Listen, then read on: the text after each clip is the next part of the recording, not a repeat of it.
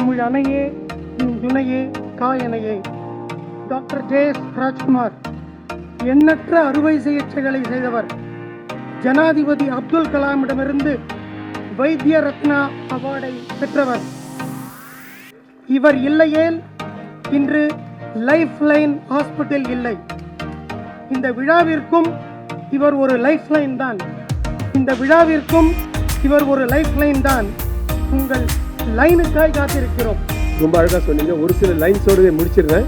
எல்லோருக்கும் வணக்கம். ரொம்ப இனிய தருணம். இங்கே அவ்வளோ பெரிய ஒரு ஒரு கேலக்ஸி ஆஃப் ஸ்டார்ஸ் இருப்பாங்க. பல நட்சத்திரங்களுக்கு நடுவில் இங்கே மேலே அமர்ந்துக்கு ரொம்ப மகிழ்ச்சி. ராஜேஷ் பிரதர் வந்து சகோதரர் கூப்பிடும்போது என்னால் இல்லைன்னு சொல்ல முடியல. காலையில் கூட இன்னும் 2 ப்ரோக்ராம்ஸ் இருக்குது. இன்னொன்று நான் ஓடிட்டு இருக்கேன். அதனால தான் நான் முதல்ல பேசிட்டு போகலான்னு நினச்சேன். பட் 5-6 நிமிஷத்தில் I want to make a few points. Number 1, நான் வந்து ராஜேஷ் பிரதர் இடத்துல நான் உட்காந்துருந்தேன். ஒரு பக்கம் தமிழிசை அக்கா, ஒரு பக்கம் கஸ்தூரி. என்னை பொறுத்த வரைக்கும் பாரதியார் பாடிய புதுமை பெண்கள் இவங்க 2 பேரும் தான். ஒரு ஆளுநராக இருந்தும் ஒரு மாநில தலைவராக இருந்தோம், அவ்வளோ ஒரு பெரிய இடத்துல இருந்தோம். எல்லாரையும் சமமாக பார்க்கக்கூடிய ஒரு கண்கள்னா அது வந்து தமிழிசை. இவங்களை பார்த்தா பாரதியார் இருக்காது. இவிருந்த நன்னடை நேர்கொண்ட பார்வை நிலத்தில் யாருக்கும் மஞ்சா நெறிகளும். நிலத்தில் யாருக்கும் மஞ்சா நெறிகளும்னா அந்த பக்கத்தில் அந்த பக்கம் உட்காந்துருப்பாங்க கஸ்தூரி. அவங்க யாருக்குமே அஞ்ச மாட்டாங்க. அது அப்பேற்பட்ட கால் a spade a spade. கஸ்தூரியை பொறுத்த வரைக்கும் she'll call a spade a bloody spade. And அதுக்கும் ஒரு கெத்து தேவை, அதுக்கும் சில கட்ஸ் தேவை. நாம் போனோமோ எங்கள் ஹஸ்பண்ட் வந்து அமெரிக்காவை செட்டில் பண்ணிட்டு ஜாலியாக அங்கே இருக்குன்னு நினைக்கிறதுக்கு பதிலாக எங்கே ஒரு நல்ல விஷயம் கொடுத்து சொல்லணுமோ அவங்க சொன்னாங்க. So you have two stars here, Tamilisai அக்கா அண்ட் கஸ்தூரி. அதே மாதிரி ஒரு குட்டி ஸ்டார் ரொம்ப அழகாக இந்த பிள்ளை பாடிச்சு ராசாத்தி ஒன்று just singing to us. I didn't know she came up to the finals in Super Singer and the way she acted also in a few minutes very good. But few words about the film. நான் பார்த்தது வரைக்கும் ஒன்று இதை பார்த்துருந்தாங்கன்னா எங்கள் அம்மா ரொம்ப சந்தோஷப்பட்டிருப்பாங்க. ஏன்னா நான் வளரும் போதெல்லாம் என்னை குரங்கு வானரம் எங்கள் அம்மா கூப்பிடுவாங்க. ஒரு சென்ஸ் ஆஃப் ஃபெமிலியாரிட்டி உடனே வந்துருச்சு. அது மாதிரி பட் ஒரு when I was talking to Sriram director, ஒரு பாசிட்டிவ் வாழ்க்கையில் பார்த்தீங்கன்னா எதிர்மறை பாலா படம் நான் பார்க்குறதே இல்லைங்க. ஏன்னா 4 ஆண்கள் இருப்பாங்க, 2 பெண்கள் இருப்பாங்க. 4 ஆண்கள் வந்து எவனோ கொலை பண்ணுவான், 2 பெண்களை ரேப் பண்ணுவாங்க, அதுவும் கேங் ரேப் பண்ணி தொலைவாங்க. எதுக்கு இப்படி பார்த்து அவங்க கஷ்டப்பட்டு போகிறது? எதிர்மறை இருக்கும் ஒரு இடத்துல நேர்மறையும் நடக்கலாம், நல்லதும் நடக்கலாம். ஏன் மக்களுக்கு வந்து நெகட்டிவ் சொன்னால் தான் நல்லதா? நல்ல விஷயமும் சொல்லலாம். ஆர்ஜே பாலாஜி என்கிட்ட சொல்லிட்டு இருந்தார். ஒரு வாட்டி யாருக்கோ ஹார்ட் டிரான்ஸ்பிளான்ட்டுக்கு காசு கேட்டாங்களாம்.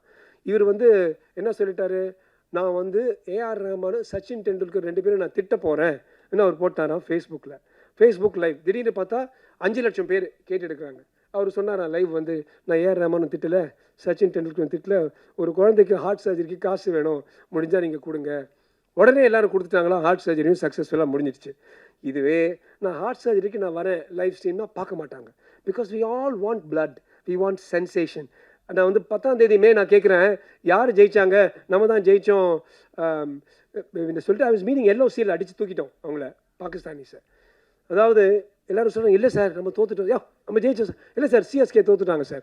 அதாவது ஒரு சராசரி மனிதனுக்கு CSK வந்து ஒரு மேட்ச்சில் தோத்தா அது வந்து ஒரு பெரிய அடி. அங்கே வந்து பாகிஸ்தான் நம்மக்கிட்ட தோத்தா அது பெரிய அடி இல்லை. வானரம்னு சொல்லிட்டு இருக்கோம்ல.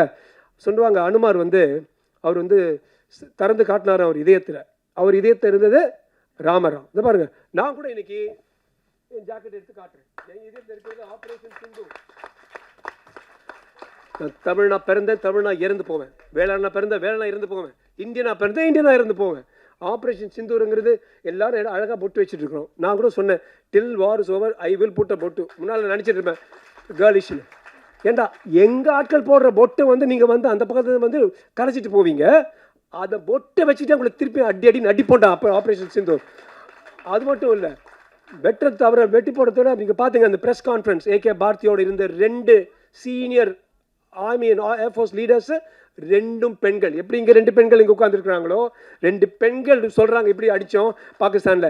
அங்கே பாகிஸ்தானை பொறுத்த வரைக்கும் they won't even let them out of the kitchen. உடனே நிறைய பேர் நினச்சிங்க இவங்க பாலிடிக்ஸ் பேசுகிறாங்க. நாங்கள் பாலிடிக்ஸ் பேசலை, நாங்கள் வந்து மதம் பேசலை. ஏன் ஷாஜஹான் இன்னைக்கோட ஏந்திரக பாஸ், இன்னைக்கு ஹீரோ வந்து ஷாஜஹான் தான். இன்றைக்கும் சொல்கிறேன் ரம்ஜானில் ராம் இருப்பார், நாம் பார்க்கணும். தீபாவளியில் அலி உட்கார்ந்துட்டு இருப்பார், நம்ம தான் பார்க்கணும். ஷாஜஹான் இங்கே இருக்காரு. அதே போல் நாங்கள் சொல்லுவோம் காட் சேல கூட காட் இருக்காரு, ஆனால் மகாத்மா காந்தி அதை பார்க்கல. சரி, அது வந்து கொஞ்சம் கான்ட்ரவர்ஷியல் ஸ்டேட்மெண்ட் ஆகிடும். பட் இன்னொரு விஷயம், நான் வந்து I like lot of small things, directorial touches. I don't have too much of a thing in films. நான் லைஃபே வந்து ஒரு விளையாட்டா ஆசையாக பாடிட்டு அழகாக பேசிட்டு போகிற ஆள். நான் ரொம்ப சினிமா தெரியாது. ஆனால் நான் பார்த்த ஒரு சில சினிமாக்களில் நாயக்கன்லாம் கமல்ஹாசன் போவான், அவங்க பின்னால் அவன் பையன் வந்து அதே மாதிரி வெள்ளை ஜிப்பா போட்டு நடந்துட்டு போவோம். அதே மாதிரி இந்த பூங்காற்று புதிதானது அதில் வந்து அகைன் கமல்ஹாசன் இருக்கும், பின்னால் ஸ்ரீதேவி இருக்கும். உங்கள் படத்தில் இந்த பாப்பா நடந்துட்டு போகுது, அந்த பாப்பா நடைய காப்பி பண்ணிவிட்டு அப்பா நடந்துட்டு போகிறாரு. ரொம்ப அழகாக இருந்துச்சு. ஒரு ஒரு ஒரு வித்தியாசமான வாழ்க்கையின் அழகே சின்ன சின்ன வித்தியாசங்கள், வித்தியாசமான மேகம், வித்தியாசமான மழை, வித்தியாசமான ஒரு சிரிப்பு. அந்த வித்தியாசம் அதை நான் பார்த்தேன். I must compliment you on that. அதே போல் அரவிந்த் சுவாமி மாதிரி, அஜித் மாதிரி தூக்கிட்டு boss is my best compliments to you. Anand Babu வந்து என்னுடைய good friend from school and also been my patient. Is grandfather also is my patient. வேணும் இது மாதிரி ஆக்டர் விக்கெல்லாம் போட்டு நடிக்க வச்சிருக்கலாம். வேணும்னே நேச்சுரல் லுக் கொடுத்து நான் ஒரு ஹீரோ ஆக்குவேன்டான்னு அடித்து காட்டினது யார் தெரியுமா? மலையாளம் ஃபிலிம்ஸ் தான். நம்ம உடனே மலையாளம்னா இப்படி புட்டி வச்சிருக்கு அப்படி புட்டி வச்சிருக்கலாம் சொல்லுவோம். மலையாளம் ஃபிலிம்ஸை பாருங்கள், ரியலிஸ்டிக்காக வந்து ஒருத்தன் அடித்து தூக்கிட்டு போகும் சினிமா எல்லாம். ஏன் வாழ்க்கையில் பிறக்கிறவங்க எல்லாம் அரவிந்த் சாமியாக இருக்க முடியாது. ஒரு அஜித் மாதிரி ஏன் பின்னால் ஒரு பெரிய கூட்டம் இருக்குன்னு சொல்ல முடியாது. ஆனால் அஜித் என்னோட வெரி டியர் ஃப்ரெண்ட், அரவிந்த் சாமி என்னோட dear friend. Normal people can be a hero.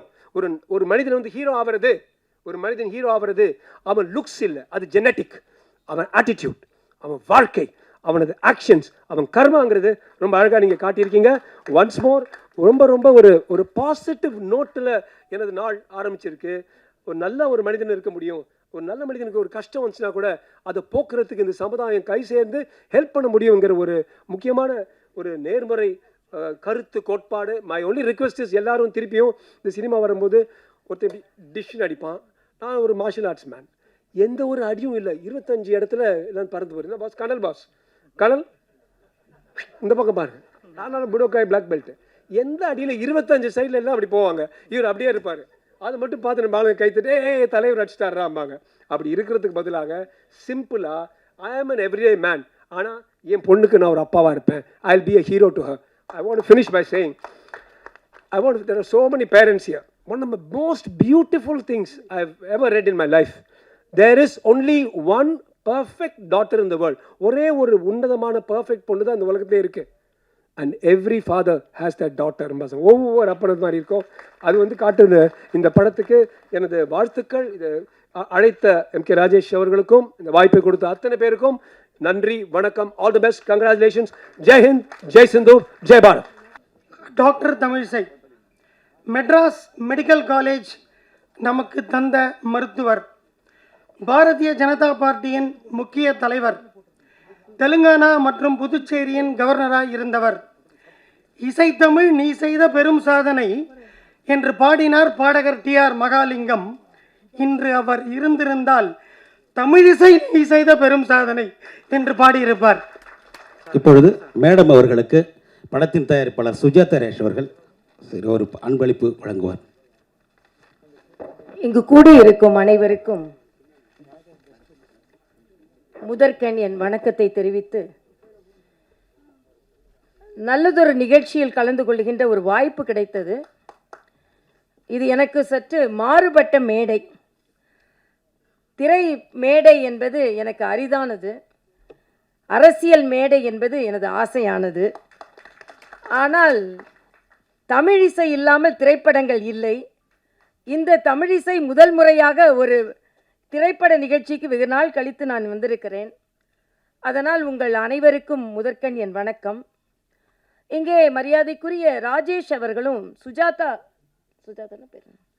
Sujatha Rajesh அவர்களும் இந்த படத்தை தயாரித்திருக்கிறார்கள். நான் எப்படி இவர்கள் இந்த படத்தை தயாரித்தார்கள் என்று நான் நினைத்து கொண்டிருந்தேன். அப்போ அவர்கள் இருப்பிடத்தை பற்றி கேட்டார்கள். அவர்கள் இருக்க இடம் ராமாபுரம்.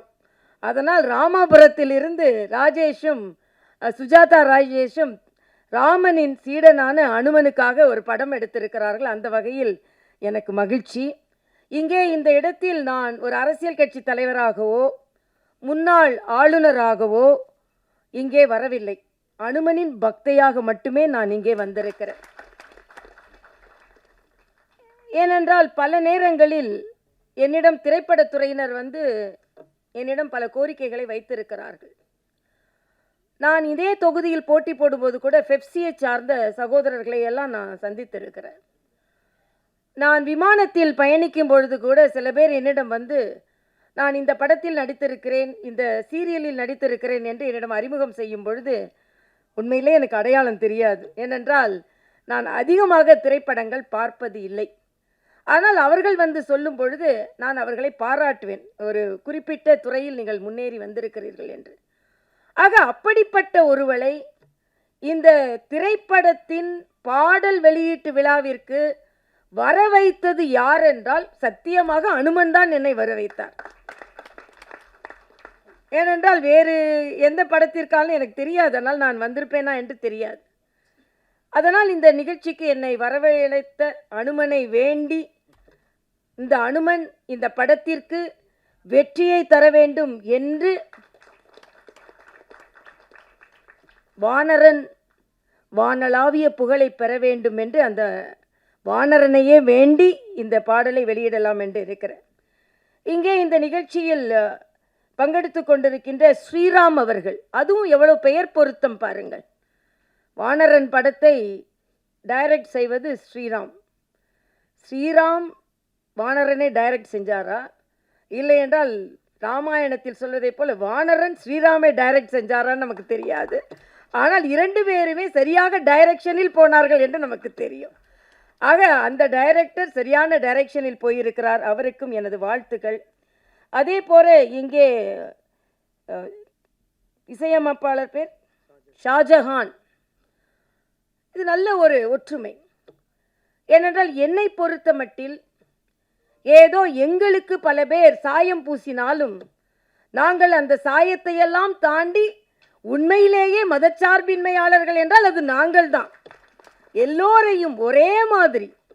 இன்று கூட காலையில் நான் எனது நடைபயணத்தை மேற்கொள்ளும் பொழுது என்னிடம் ஒரு இஸ்லாமிய சகோதரி தான் வந்து மிக நெடுநேரமாக பேசி கொண்டிருந்தார்.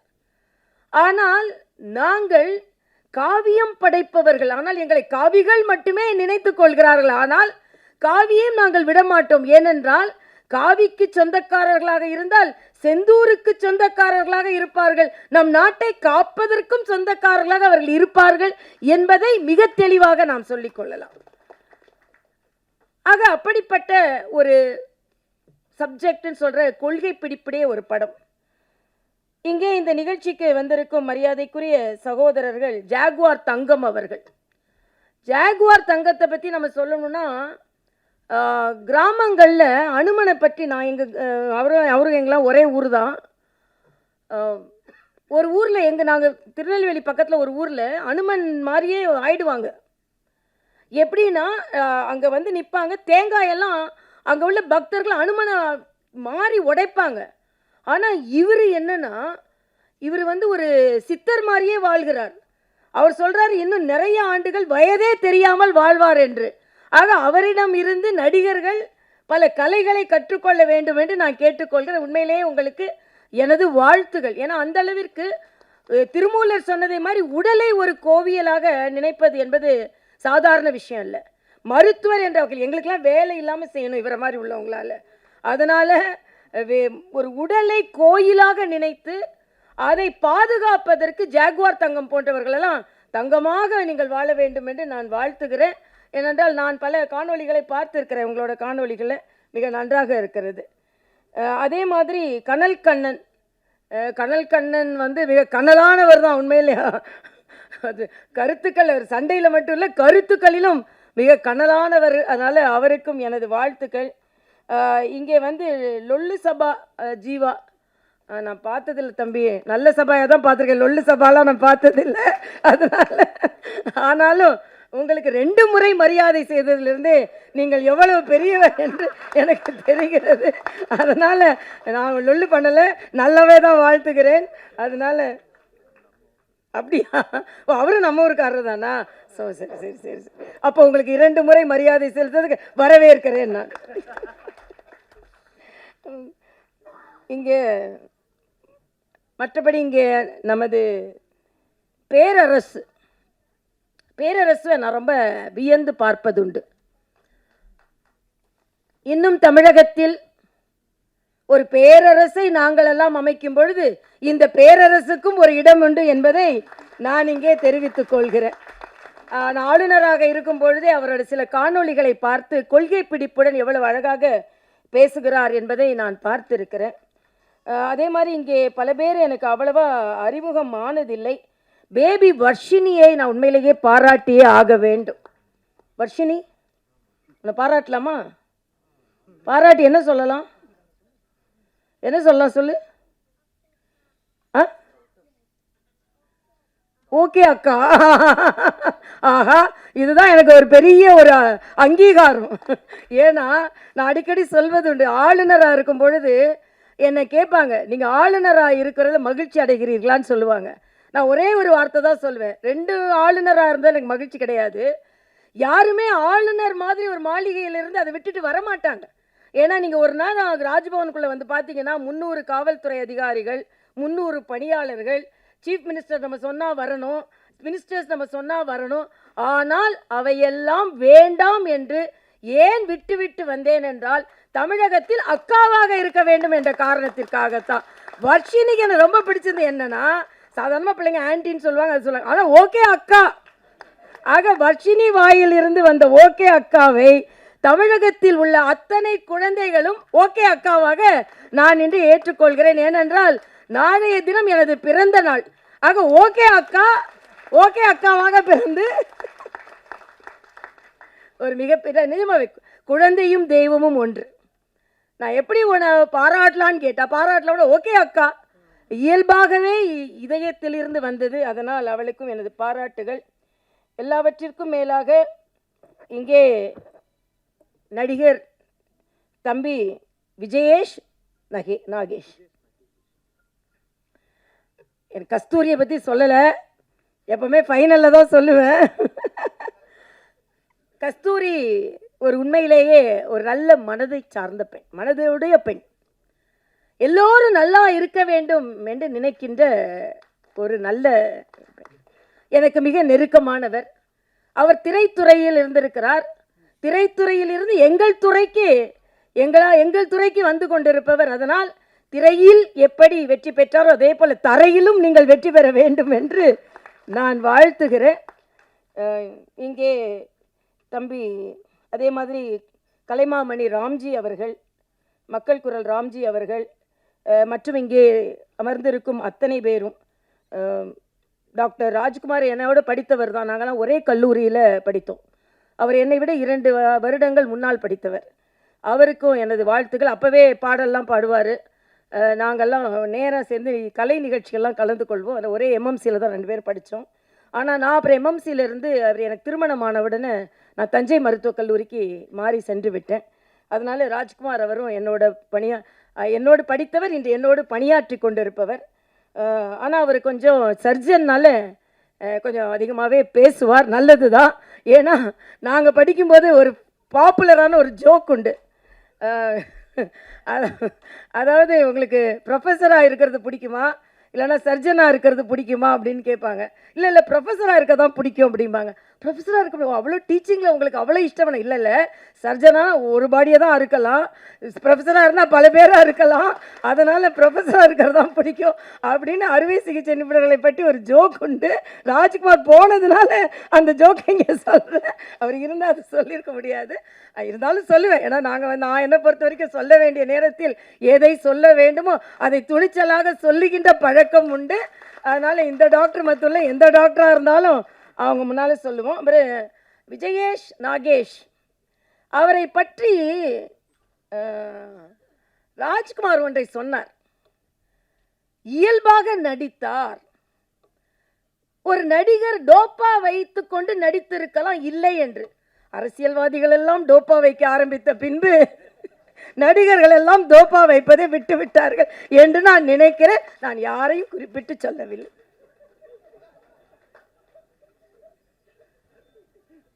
ஏன்னா அவர் ராஜ்குமார் சொன்னாரா இல்லையா, ஒரு நடிகராக இருந்து டோப்பா வைக்காமல் நடிச்சிட்டார் அப்படின்னு சொன்னார். வேற என்ன பண்ணுறது, மற்றவங்கெல்லாம் டோப்பா வைக்க ஆரம்பித்த பின்பு நடிகர்கள் டோப்பாவை விட்டுவிட வேண்டியதுதான் அப்படின்னு நினைத்தாரு. நான் நினைக்கிறேன் அப்படின்னு சொன்னதா எனக்கு காதுல விழுந்தது. அதனால தமிழிசை இருந்தால் அரசியல் பேசக்கூடாது. அரசியல் நான் பேசவே இல்லை, நான் யதார்த்தத்தை பேசினேன், அவ்வளோதான். நான் எதுவும் டூப்பாவும் பேச மாட்டேன், எதையும் டூப்பா பேச மாட்டேன், உண்மையாக தான் பேசுவேன். டாப்பா ஆனாலும் அதனால சொன்னதுனால யாரையும் நான் அவமரியாதை செய்யலை. தமிழகத்தை ஆளுபவர்கள் மீதும் எனக்கு மரியாதை இருக்கிறது. எல்லாவற்றிற்கும் மேலாக இந்தியாவை ஆண்டு கொண்டிருக்கின்ற எங்கள் பாரத பிரதமர் மீது மிகப்பெரிய மரியாதை இருக்கிறது. ஏனென்றால் இன்று இந்த நாடு பாதுகாக்கப்படுகிறது என்றால், ராஜ்குமார் தனது நெஞ்சை திறந்து சிந்தூரை பற்றி சொன்னார்.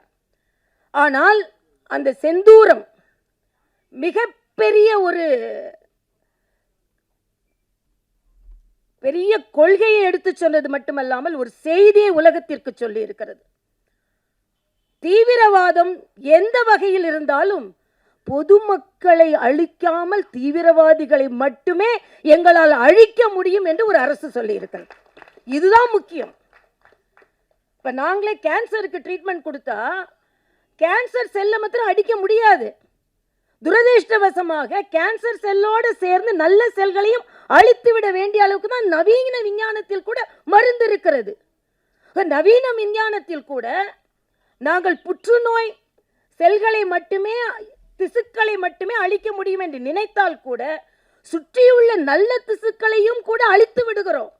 ஆனால் நமது விற்பனையான நமது மிகப்பெரிய இராணுவத்தினால், தனது சரியான வழிகாட்டுதலினால் ஒரு விஞ்ஞானம் செய்யக்கூட முடியாத ஒன்றை நல்ல திசுக்களை அழித்துவிட்டுத்தான் புற்று திசுக்களை அழிக்க முடியும் என்ற சூழ்நிலை மருத்துவத்திலேயே இருக்கும் பொழுது, சுற்றியுள்ள பொதுமக்களை காப்பாற்றிவிட்டு தீவிரவாதிகளை மட்டுமே தான் அழிப்பேன், நான் மனிதநேயன் என்று சொல்லிக்கொண்ட மரியாதைக்குரிய பாரத பிரதமரின் தொண்டர் என்ற வகையில் நான் நின்று கொண்டிருக்கிறேன். எப்படி ராமனுக்கு தொண்டன் என்று சொல்வதை போல. இங்கே மிக அதிசயமாக நான் இந்த நிகழ்ச்சிக்கு வந்தது, எப்பொழுதெல்லாம் ராமாயணம் எங்கெல்லாம் இசைக்கப்படுகிறதோ அங்கெல்லாம் அனுமன் அமர்ந்திருப்பான் என்று எங்கள் திருநெல்வேலி நாகர்கோயிலில் ஒரு பழக்கம் உண்டு. தஞ்சையில் கூட நான் பார்த்திருக்கிறேன். ராமாயணம் படித்து கொண்டிருப்பார்கள், அங்கே ஒரு இருக்கை போட்டிருப்பார்கள், அங்கே அனுமன் இருந்திருப்பார். ஆக ராம கதை நடக்கும் பொழுதே ஒரு இருக்கையில் அனுமன் அமர்ந்திருக்கிறான் என்றால், இங்கே வானரனை பற்றியே கதை இருக்கும் பொழுது இங்கே அனுமன் அமர்ந்திருக்கிறான் என்று நான் நிச்சயமாக நம்புகிறேன். இன்னொன்றையும் நான் இங்கே சொல்லிக் கொள்கிறேன். ஏனென்றால் இது மிக ஒரு கவர்ச்சிகரமான படமா என்றால் இல்லை. சண்டே டான்ஸ் எல்லாம் இருக்குன்னா எனக்கு தெரியாது, இருக்க முடியாது. ஏற்கனவே இங்கே ஒரு நல்ல குடும்ப கதையாக இருந்து மற்றவர்களுக்கு உதவி செய்யும் கதையாக இருக்கிறது. இங்கே அனுமனை பற்றி சொல்லும் பொழுது ஒன்றை சொல்ல வேண்டும். செந்தூரம் என்று சொல்வதையும் நான் இங்கே இணைத்து சொல்கிறேன். அதாவது சீதை செந்தூரத்தை எடுத்து நெற்றியில் வைப்பாள். உடனே அனுமன் கேட்பான், ஏன் அம்மையே இந்த செந்தூரத்தை எடுத்து நீ நெடுவகுடில் வைக்கிறாய் என்று கேட்பாள். உடனே சீதை சொல்லுவாள், செந்தூரம் எடுத்து நெற்றி வகுட்டில் வைத்தால் ராமனுக்கு நல்லது. உடனே இந்த அனுமன் என்ன தெரியுமா செய்வான், அந்த செந்தூரம் முழுவதையும் எடுத்து உடல் முழுவதும் பூசிக்கொள்வான். உடனே சீதை கேட்பாள், என்ன அனுமா உனக்கு பைத்தியமா பிடித்து விட்டது, அவ்வளவு செந்தூரத்தையும் எடுத்து உடல் முழுவதும் பூசிக்கொள்கிறாயே என்று கேட்டபோது அனுமன் சொல்வான், நெற்றி வகுட்டில் செந்தூரம் வைத்தாலே என் ராமனுக்கு நல்லது என்றால் உடல் முழுவதும் பூசிக்கொண்டால் என் ராமனுக்கு எவ்வளவு நல்லது, அதனால் ராமபக்தனான நான் உடல் முழுவதும் பூசிக்கொள்கிறேன் என்று. ஆக இங்கே இந்த இசை தட்டு விழா என்ற செந்தூரத்தில் இன்று வைக்கும் இந்த செந்தூரம் தமிழகம் முழுவதும் எப்படி அனுமன் செந்தூரத்தை முழுவதுமாக பூசி வெற்றி கண்டானோ அதே போல இந்த வானரன் தமிழகத்தில் மட்டுமல்ல இந்தியா முழுவதும் நல்ல படங்களும், ஏனென்றால் இப்பொழுது நான் நேரடியாக திரைப்படம் பார்ப்பதில்லையே தவிர திரைப்படங்களை பற்றி நான் கேள்விப்பட்டு இருக்கிறேன். அந்த காலத்துலலாம் சண்டை மிக அதிக பண பொருட்களோடு தயாரிக்கப்படும் படங்கள் தான் வெற்றி பெற்றது. ஆனால் இன்றைய காலகட்டத்தில் மிக எளிய படங்கள், அன்பை நேசிக்கும் படங்கள், குடும்ப வாழ்க்கையை சொல்லும் படங்கள், கிராம கதையை சொல்லும் படங்கள், ஒற்றுமையை சொல்லும் படங்கள், ஒடுக்கத்தை சொல்லும் படங்கள், இவையெல்லாம் வெற்றி பெறுகிறது என்று நான் கேள்விப்படுகிறேன். ஆக இந்த எளிய படங்கள் வெற்றி பெறுவதைப் போல இந்த வானரனும் மிகப்பெரிய வெற்றி பெற வேண்டும் என்று நான் வாழ்த்துகிறேன். அது மட்டும் இல்லை, எப்போவுமே எனக்கு ஒரு பழக்கம் உண்டு. நான் நிறைய நிகழ்வுகளில் சென்றிருக்கிறேன். உதாரணத்திற்கு புதுச்சேரி ஆளுநராக இருக்கும் பொழுதும் தெலுங்கானா ஆளுநராக இருக்கும் பொழுதும் எல்லா இடங்களுக்கும் சென்று எந்தெந்த நிகழ்வை எல்லாம் துவங்கி வைத்திருக்கிறேனோ அந்த நிகழ்வுகள் எல்லாமே வெற்றி பெற்றிருக்கின்றன. அதனால் வானரனும் வெற்றி பெறும் என்ற மிகப்பெரிய ஆசையோடு, ஏனென்றால் தமிழக மக்களுக்கும் ஒரு கோரிக்கை வைக்கிறேன். எப்போவுமே சென்சேஷனல், ராஜ்குமார் பேசும்போது சொன்ன சென்சேஷனலாக இருக்கணும், சென்ஸாக இருக்கணும்னு யாரும் நினைக்கவே மறுக்கிறார்கள். ஆக சென்சேஷனலாக இருக்கணும்னு நினைக்காம சென்ஸோடு படங்கள் எடுக்கும் பொழுது அதையும் ஊக்கப்படுத்த வேண்டும் என்று சொல்லி, உண்மையிலேயே இந்த படம் நான் சொன்னதைப் போல என்னை யாரும் அழைக்கவில்லை, வானரன் என்னை அழைத்தான், அதனால் நான் வந்தேன் என்று சொல்லி இந்த படம் நிச்சயமாக புகழ் பெற வேண்டும், வெற்றி பெற வேண்டும், இன்னும் பல படங்கள் வர வேண்டும் என்று இறைவனை பிரார்த்தித்து, நிச்சயம் அனுமன் எப்பொழுதுமே வெற்றியின் நாயகன்தான். அதனால் உங்கள் படம் வெற்றி பெற வேண்டும் என்று இறைவனை பிரார்த்தித்து, அனுமனை பிரார்த்தித்து, இந்த நிகழ்ச்சிக்கு வந்திருக்கும் ஒவ்வொருவரையும் நான் மகிழ்ச்சியோடு வரவேற்கிறேன். ஏன்னா ஞாயிற்றுக்கிழமை காலையில் கூட்டம் கூடுறது எவ்வளோ கஷ்டம்னு அரசியல்வாதியான எனக்கு தெரியும். சில நேரம் கொடுத்தாதான் கூட்டம் வரும். ஆனால் ஒரு அரசியல்வாதியாக இருந்து காலையில் ஞாயிற்றுக்கிழமை காலையில் கூட்டம் கூடுறது எவ்வளோ கஷ்டம். ஆனால் வானரன் இதுவே வெற்றி தான். ஒரு நாற்காலி கூட காலியாக இல்லாமல் இந்த ஞாயிற்றுக்கிழமை காலை இத்தனை பேர் வந்து ஆதரவு தெரிவித்திருக்கிறீர்கள் என்றால் இங்கே எப்படி ஹவுஸ்ஃபுல்லாக இருக்கோ அதே மாதிரி வானரன் திரையரங்களிலும் ஹவுஸ்ஃபுல்லாக இருக்க வேண்டும் என்று நான் பிரார்த்தித்து, எல்லோரும் ஹவுஸ்ஃபுல்லாக இருக்கணும், அவங்க பாக்கெட்டும் ஃபுல்லாகணும் தயவுசெய்து. ஏன்னா அதுதான் திரைப்படம், எல்லாம் சும்மா ஒன்றும் இல்லை. ஏன்னா பிஸ்னஸ்னால் பிஸ்னஸ் தானே. அதனால் எல்லோரும் திரைக்கு சென்று டிக்கெட் வாங்கி, அதில் இதில் பார்க்காம டிக்கெட் வாங்கி திரைப்படத்தை பார்த்து அவர்களுக்கு ஆதரவு தர வேண்டும் என்று நான் வேண்டி பிரார்த்தித்து வெற்றியடைய வேண்டுகிறேன். நன்றி, வணக்கம்.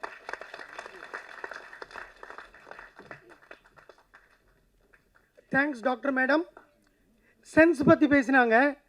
என்ன ஒரு சென்ஸ் ஆஃப் ஹியூமர் மேடம் உங்களுக்கு. We never expected this from you. ஒரு 4 வேர்டு சொல்லுவேன், எல்லாரும் கொஞ்சம் சேர்ந்து சொல்லணும், including people on the dais. சரியா சொல்லாமா? அட்வான்ஸ், பர்த்டே விஷஸ், அக்கா பர்த்டே பேபி இன்றைக்கே ஒரு தரம் விஷ் பண்ணிடுறோம் அப்படின்ட்டு தயாரிப்போடு வந்துட்டேன், ப்ரிப்பேராக வந்துட்டேன். ஸோ அனைவரின் சார்பாக இன்றைக்கி உங்களை நாளைக்கு முடிஞ்சால் நாளைக்கும் நாங்கள் விஷ் பண்ணுவோம், இன்றைக்கி இப்போவே விஷ் பண்ணுவோம். ஏன்னா நாளை செய்வதை இன்றே செய், அதானே, இன்று செய்வதை நன்றே செய். பிறந்த நாள் வாழ்த்துக்கள் மேம். எனக்கு வந்து ஆஞ்சநேயர் பக்தை நான். ஆஞ்சநேயர் கோயிலில் தான் முதலாக அவங்க எனக்கு அரசியலில் அண்ணாந்து பார்க்க வச்சாங்க. அன்றைக்கி ஆரம்பித்த பயணம். I owe everything to her. Happy birthday ma'am. நீங்கள் நீடூழி வாழணும், நாங்கள் எல்லோரும் உங்கள் கூட ட்ராவல் பண்ணணும்.